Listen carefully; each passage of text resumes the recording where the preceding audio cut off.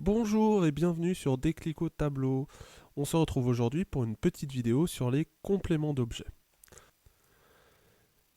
Il arrive parfois qu'un verbe ait besoin d'un complément d'information. Dans ce cas-là, prenons par exemple le je mange. Simplement le sujet et son verbe. On peut lui rajouter un complément d'information en indiquant ce qu'on mange. Par exemple, je mange une pomme. Eh bien, ce complément d'information, on va appeler ça un complément d'objet. On ne peut pas le déplacer et on ne peut pas le supprimer sans perdre une information vraiment très importante pour la phrase. Le verbe et son complément, c'est ce qu'on va appeler le groupe verbal. Des compléments, il en existe de plusieurs types, mais on va tout d'abord s'intéresser au complément d'objet direct.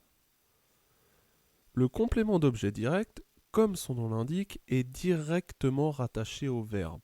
C'est-à-dire qu'il n'y a rien entre ce complément d'information et le verbe de la phrase. Par exemple, je prépare le repas. Le repas est bien une information complémentaire sur le fait de préparer, et il n'y a rien entre le verbe et ce complément d'information. De manière un petit peu plus simple, pour trouver le complément d'objet direct qu'on va désormais appeler COD, il suffit simplement de se poser la question sujet plus verbe plus qui ou quoi. Je vais le noter sur le post-it à droite. COD, sujet plus verbe plus qui ou quoi. Prenons un exemple. Je vois un oiseau rare.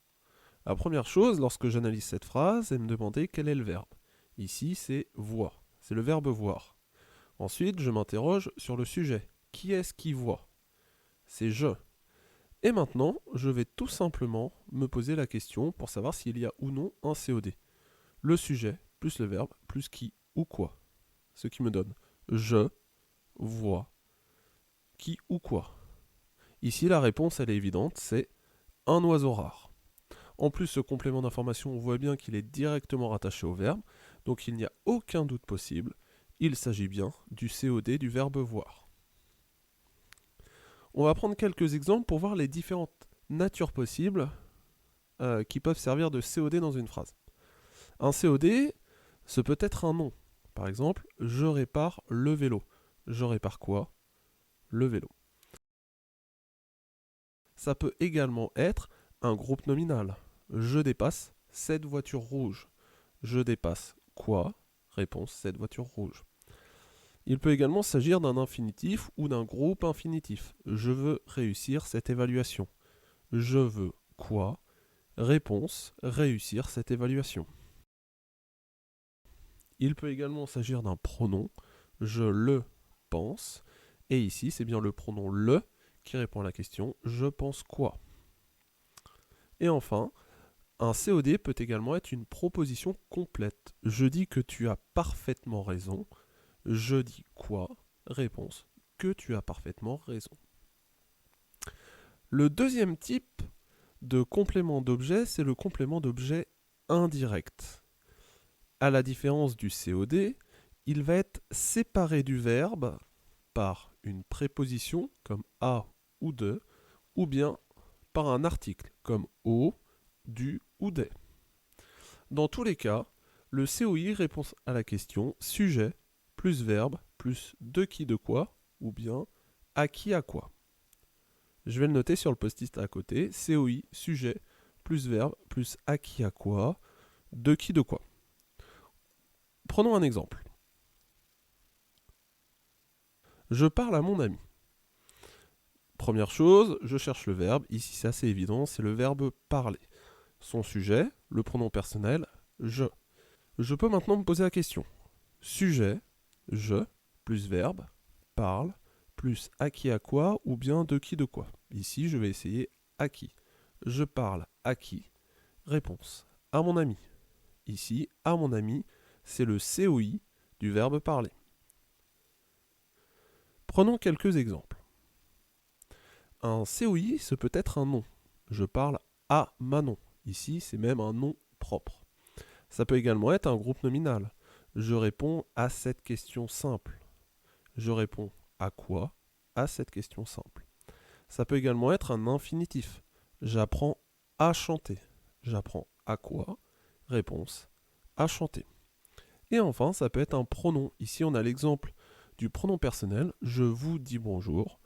Je dis bonjour à qui? Réponse à vous. Il existe un troisième et dernier type de complément d'objet. Il s'agit du complément d'objet second. Le complément d'objet second, c'est tout simplement un complément d'objet indirect lorsque le verbe a déjà un complément d'objet direct. Prenons un exemple. Tout d'abord, une phrase sans aucun complément. Je raconte. Rajoutons-lui quelques compléments d'information avec un complément d'objet direct. Par exemple, je raconte une histoire. Ici, ça répond bien à la question je raconte quoi? Une histoire. C'est bien un COD. Maintenant, si je veux encore enrichir cette phrase avec, imaginons, un COI. Je raconte une histoire à mon frère. Je raconte à qui? Réponse à mon frère. C'est bien un COI. Cependant, comme j'ai déjà un complément d'objet direct, eh bien dans ce cas-là, mon complément d'objet indirect s'appellera un complément d'objet second, car c'est mon deuxième complément d'objet. Donc pour résumer, un COS ou un complément d'objet second, c'est tout simplement un COI lorsque j'ai déjà un COD dans ma phrase. Je le note sur le post-it, COS égale COI avec un COD. Alors, en résumé, si on peut résumer un peu toute cette leçon, un complément d'objet, c'est tout simplement là pour donner des précisions sur le verbe, sur l'action.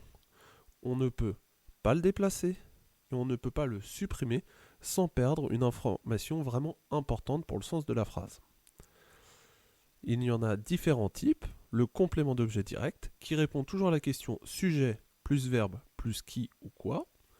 Le complément d'objet indirect qui est séparé du verbe par une préposition ou un article et qui répond toujours à la question sujet plus verbe plus à qui, à quoi, de qui, de quoi.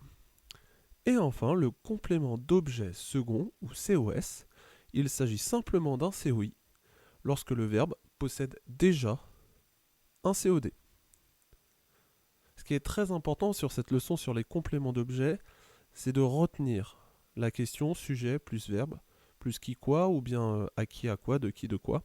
Mais dans tous les cas, bien se poser la question avec le sujet et le verbe. Car si vous ne faites pas ça, vous prenez le risque de confondre parfois par exemple un COI avec un complément du nom. Donc appliquez simplement les questions lorsque vous faites votre analyse et il n'y aura aucun souci et aucune difficulté pour pouvoir reconnaître les COD, les COI ou même les COS. Voilà, c'est la fin de cette vidéo. J'espère qu'elle vous aura aidé à y voir un petit peu plus clair avec tous ces compléments d'objets. Et moi, je vous dis à bientôt pour une nouvelle vidéo.